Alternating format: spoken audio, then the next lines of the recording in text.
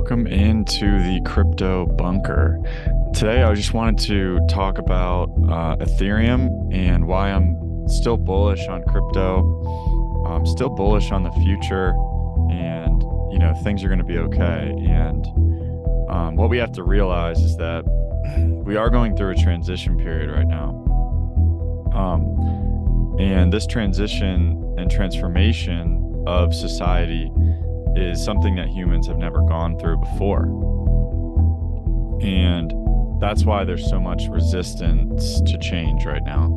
So that's why you see all of this doom and gloom. That's why you see all of this arguing, political issues, things like that are getting, heated around this time.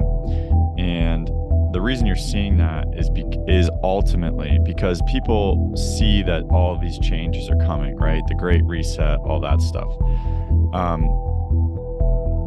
But they're thinking of it. They're thinking of it very negatively, and thinking that there's some control system that is, basically making these decisions for us. But what people have to realize is that the only way that this will work is if people will go along with it, right? I also think that people can make their own way. And this is a chance for the people to still have a future of technological innovation, prosperity, but to do it through our own way, which is, I believe, crypto. But I do believe that through the transition period, people will need different types of assets. Okay, so one of them is going to be Ethereum. And the reason that I have the Ethereum chart flipped upside down here with the US government bond 10-year yield regular chart is because, as you can see, yields have basically risen since August of 2020 is where they sort of bottomed out. And then we can kind of see that from basically December or November of 21, when Ethereum topped, that's when rates started to make a bigger move. And since then, essentially, what we're looking at is a very similar chart, because if you think about it, if you flip the Ethereum chart upside down, what you would get is the bottom would be the top, right? So this is the bottom around $800 down here. And that happens to be the peak in rates, essentially, right? In 10-year rates. You can also see here, in May 2nd, when it topped, is really when we started to fall out through the bottom here. And we have another attempt by the 10-year yield. But this time, ETH has not really sold off. It's kind of actually sideways, and it's gone down, right? It has gone down. And but it's not matching up as perfectly. I mean, it still does look similar. But what I'm seeing here is the potential of a head and shoulders top here. So what we have is the head in the middle, two shoulders here for ETH, and a head, right? That's the head, shoulders, head, shoulders.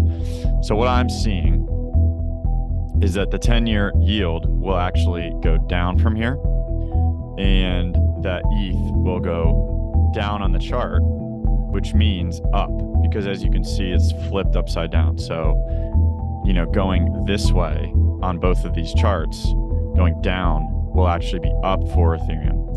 And this is a possibility. So we have to figure that what Ethereum has been doing during this correction could be pricing in all of these higher rates here. And, basically what we could see is that because the economy is going into recession, because Europe has a bunch of issues, that maybe bond yields can come down because people are buying bonds because they're looking for safety. Or what could happen is this chart could completely go the other way. Rates could go up and ETH could go up. And the way that that happens is this transition that we're going through right now as a society. So, what you have to realize is that we're going through like the biggest transition right now into a new blockchain innovative world. And what's happening is that basically the 10-year rate is going up because people are selling bonds. And we have the Federal Reserve selling bonds through quantitative tightening. We have the Chinese selling bonds. The Russians already sold their bonds.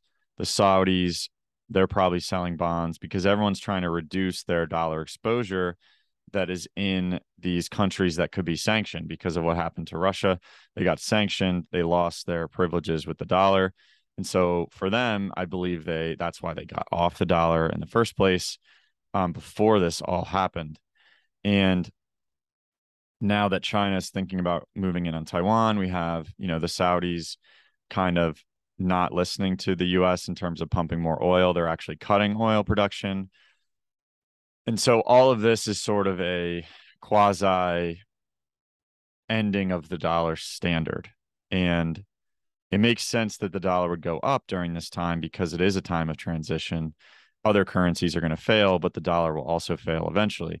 And if that happens, what are the things that will survive? What are the things that people will run to when the dollar is starting to go down? Well, it's probably going to be this obvious next step that we're taking as humanity into crypto. And crypto is really represented by Ethereum more than anything else. And Ethereum has the most developers. We're now going through the merge soon, which is going to reduce the issuance of ETH to almost negative. Plus, we're going to have a yield. So we're going to have a Web3 yield. Okay, so if you think about what Web3 is, it's really the future of our jobs. It's the future of our investing, the way that we make money, the way that we connect to each other, the way that we connect to the world, the way that we connect to other technologies. And so if you have a yield on top of that, Ethereum actually becomes the bonds. Ethereum becomes a Web3 bond, right? Maybe there's bonds that are issued off of the Ethereum chain. Like the Ethereum is almost like the dollar. Okay. And bonds are a proxy for that dollar. And the bonds in Web3 can be a proxy for Ethereum because someone's always going to be getting a massive yield on Ethereum, right? There's going to be these huge staking platforms.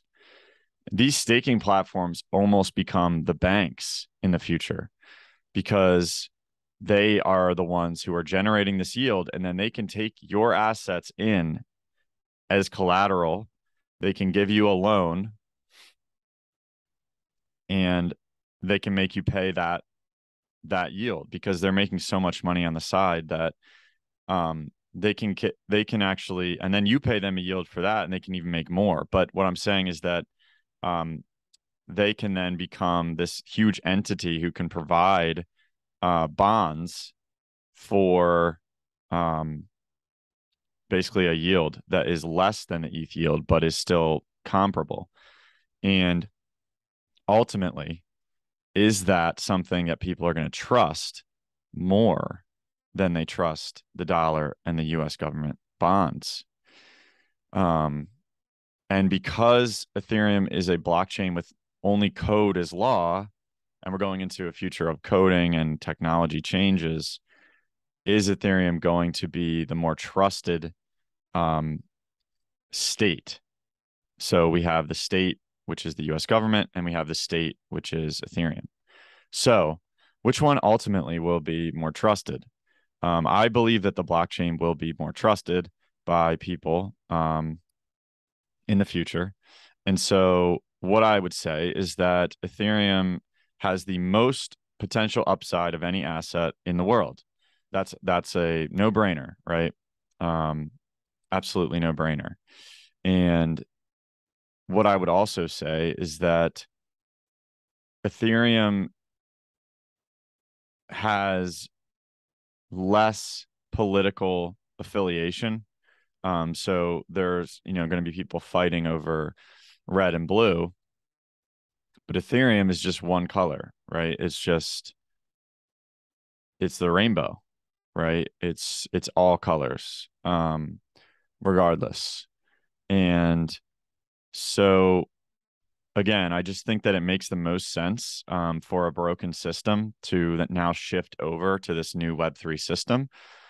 Um, even talking about like this labor force issue with the great resignation and quiet quitting, what is all of that about, right? What is that really about? Well, it's millennials and Gen Z.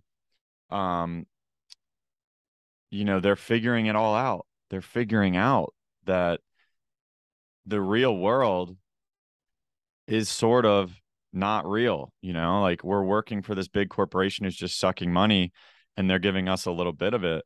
But we have more capabilities than to just be a wage, 9 to 5 slave. We can innovate, we can do other things, and we can create our own societies, which is like what Ethereum is. It's like a whole nother society, um, that is outside of the real world. But what if Web3 actually is the real world? Because um because why wouldn't it be, right? I mean, it's more trusted, in terms of like what you're getting into, what you're signing up for. Um there's just more freedom, and there's no color or creed, there's no judgment. If a homeless guy stole $20,000, this is just an example, or if someone gave him $20,000 and he didn't want to put it in a bank because he didn't have, any way to get there, sign up, whatever. Um, if someone gave him $20,000 in ETH, say instead of dollars, well, he could go and go to a local public library, sign up for MetaMask, get a wallet. Say the person already sent it to that wallet, then he could get a loan on that money if he wanted, right? He could post that ETH as collateral, get a loan, and then do things. And in Web3, I'm not saying he could take it out because he doesn't have a bank, right? But what I'm saying is that if he was in there, he could just like trade stuff around. He could check out the metaverse. He could do play to earn gaming, if he was a really good gamer or something like that. And then all of a sudden, maybe he has enough money where he starts to figure out, okay, maybe I can get a bank account somehow. And then he's all of a sudden he's free of this homeless thing that happened to him. Um, I just think it's like this is just an example of something that Ethereum could provide for him. There's just so many examples of like, I just think people who want to innovate in this Web3 world, and they want to create businesses, they want to create art, and all of that is happening on Ethereum. And so, hopefully that wasn't too out there for you guys. I just wanted to sort of do this exercise of just kind of talking out different things about Ethereum and why I'm bullish for the future and 10 years down the line. Um, But for now, hopefully you guys have a great day, and I'll see you next time.